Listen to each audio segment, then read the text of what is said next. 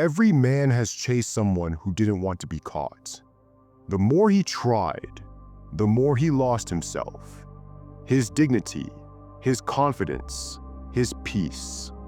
But Marcus Aurelius warned us, chasing desire leads only to weakness. What if everything you've been told about love, pursuit, and validation was wrong? Today, we'll explore a truth ancient Rome understood, but modern men have forgotten. Section 1. The illusion of the chase. Most men don't chase women because they want love. They chase because they're trying to fill a hole, one carved out by insecurity, loneliness, or the belief that they are not enough. You tell yourself she's different, that this time it's real. You wait for the reply that never comes. You reread old messages, rewrite your responses in your head. You wonder what you said wrong, or worse, what you could have done to keep her attention. All the while, you don't notice what you're losing: your peace, your clarity, your self-respect. You have power over your mind, not outside events, Marcus Aurelius wrote. But in those moments, it doesn't feel that way. In your mind, you hear yourself say, maybe if I just show her I care. Maybe if I post that one thing she'll see. Maybe if I wait just a little longer. But Stoicism demands you ask the harder question. Why are you trying so hard to convince someone to choose you when you haven't chosen yourself? This isn't love, it's escape. A distraction from doing the harder, lonelier, and more powerful work. Becoming a man who no longer needs to chase. Section 2. The Stoic alternative. Control over pursuit. Stoicism doesn't tell you to stop feeling. It tells you to master what you feel, so you're never ruled by it. Marcus Aurelius wasn't preaching from a quiet temple.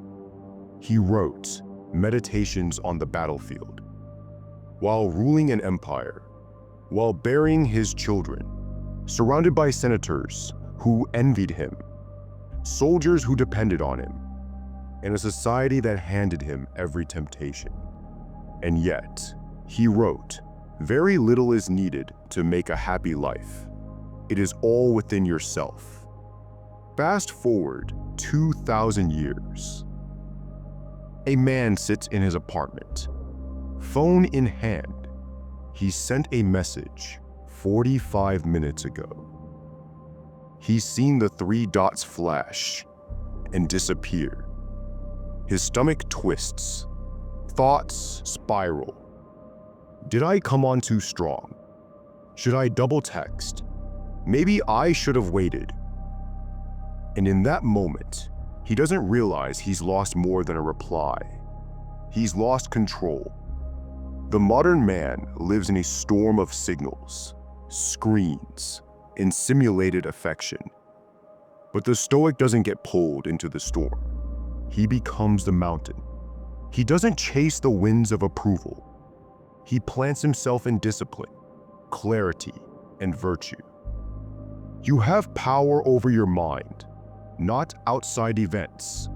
Realize this, and you will find strength. When you live from that place, you don't beg for attention. You command respect without ever asking for it. Section 3. Virtue is the new magnetism. Stoicism teaches that virtue is the only true good, not money, not fame, not being wanted. Marcus Aurelius wrote, "Waste no more time arguing about what a good man should be. Be one." But today, most men are busy performing. They curate the perfect profile, say what she wants to hear, hide their opinions to stay likable. And in doing so, they forget that approval is a drug, and every dose makes you weaker. But virtue, real, disciplined, unshakable virtue, is rare. And in a world of endless noise, what's rare becomes magnetic. When you commit to courage, discipline, and wisdom, you stop chasing energy. You become it. You don't need to flex, beg, or bend. You stand in your values. And that presence speaks louder than any pickup line ever could. The best revenge is to be unlike him who performed the injury. Don't become the man who reacts. Become the man who doesn't have to. Section 4. Self-control is the edge. Impulse is weakness, the urge to double text, to explain, to chase, to say something just so she doesn't forget you. But here's the truth. Every time you act from impulse, you shrink your power. He sits on the edge of his bed. The phone is in his hand. The last message was left unseen. No reply. He stares. His thumb hovers. The thought whispers, "Say something. Say anything." But another voice, colder, sharper, speaks louder. You are not her entertainment. You are not her dopamine hit. You are a man. Marcus Aurelius wrote, "You have power over your mind, not outside events. Realize this, and you will find strength." The modern world teaches men to react. Stoicism teaches you to rule, not with force, but with silence. Not with rage, but with restraint. Because self-control isn't suppression. It's power, perfectly contained. And in that stillness, the weak fall away. And the strong, they rise, unshaken, unbothered, untouchable. Section 5. Respect her autonomy. Reclaim your power. To chase is to assume you're owed something. A reply, a reason, a resolution. But sometimes there is no reply. No, you're a great guy. Just silence. You stare at the screen. The last message sits there. Sent, read, ignored. And the voice in your head whispers, "Say something else. Don't let it end like this." But Marcus Aurelius reminds you, if someone is able to show me that what I think or do is not right, I will happily change, for I seek the truth. But if no one can correct me, then I will hold to what I know. And what do you know? You didn't beg. You didn't chase. You stood in who you are. If she walks away from that, it is her choice. And you must honor it, because chasing her is not strength. Chasing her is resistance to reality. The Stoic accepts, not passively, but powerfully, because dignity is not built in being accepted. It's built in how you carry yourself when you're not. Section 6. Don't chase attention.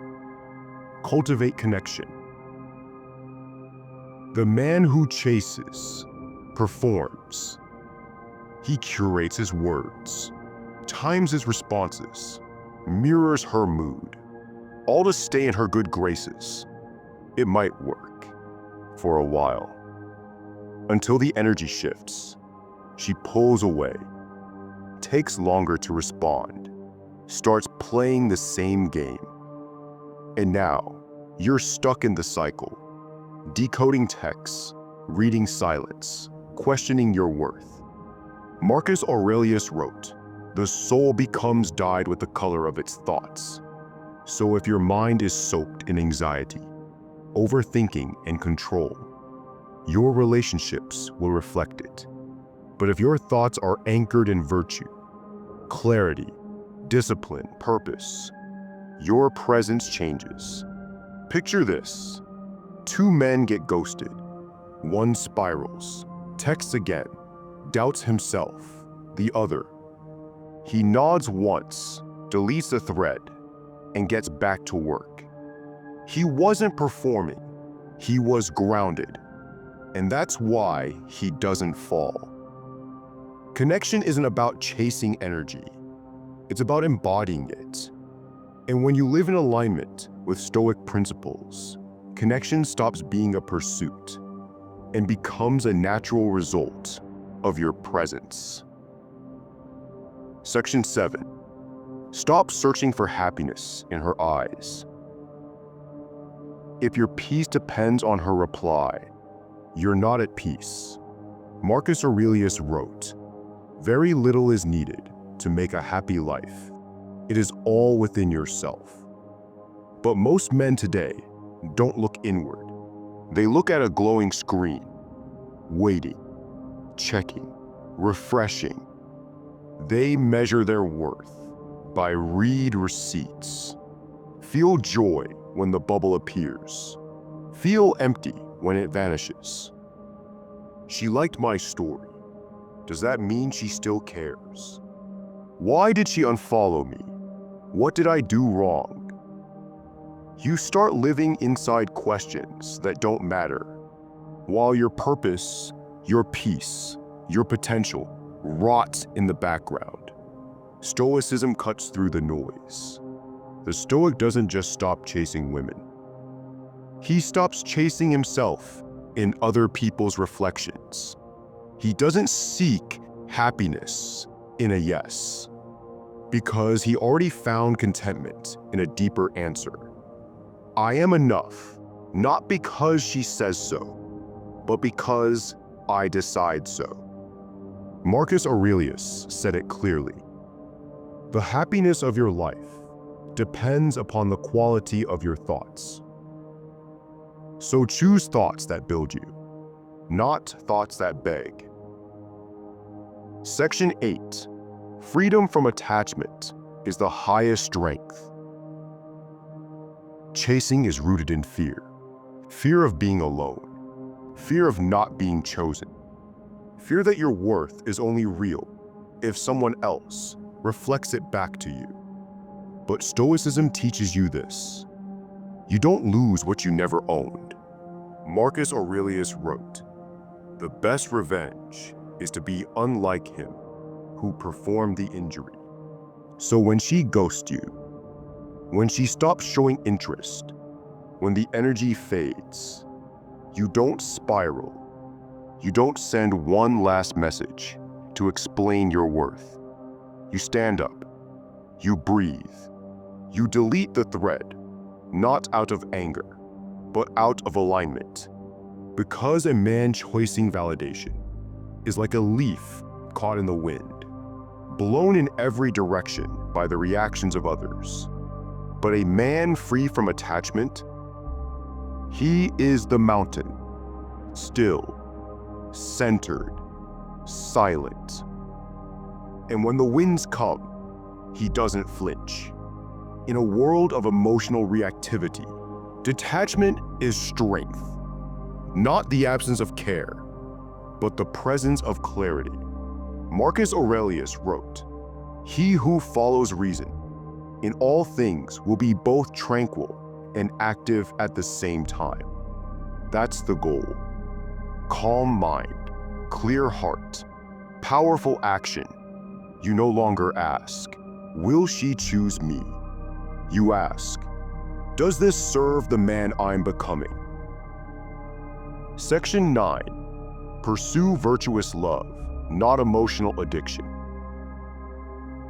Love isn't weakness, but attachment is. The Stoic doesn't reject love. He refines it. He filters it through reason. Marcus Aurelius wrote, "When you arise in the morning, think of what a privilege it is to be alive. to think, to enjoy, to love. But this love is not chaotic, is not manipulative, is not a game of power and control. It doesn't look like, if she doesn't reply, I'll ignore her too. I'll make her jealous so she realizes what she lost. That's not love, that's warfare. The Stoic chooses peace over panic, presence over performance, connection over control. In his mind, the voice sounds different. She doesn't owe me her affection, but I owe myself my integrity. He doesn't seek someone to fix his loneliness. He builds a life of such depth and strength that anyone who enters it adds to it, not fills it. His love is rooted in virtue, in justice, courage, wisdom, and self-restraint. Marcus Aurelius wrote, "No man is happy who does not think himself so." So he stands at peace, not because someone loves him, but because he lives in alignment with what he knows is right. And if love finds him there, it's not a rescue. It's a recognition. You were never meant to chase.